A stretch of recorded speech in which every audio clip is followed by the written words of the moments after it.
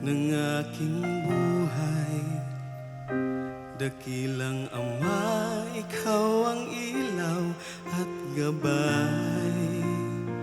Sa pamamagitan ng iyong anak na hinirang, ang tinig mo ang aking susundin. Ako'y maglilingkod lamang sa'yo, laging tapat at totoo. Pagsubok man ay dumating, ako'y susunod pa rin.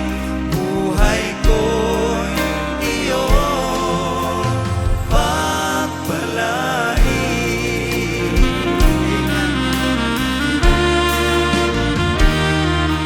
Sa batas na tila walang katiyakan, hindi magbabago, ako'y maglilingkod sa'yo.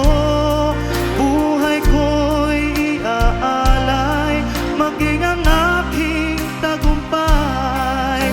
Lahat ng papuri sa'yo lamang ibibigay.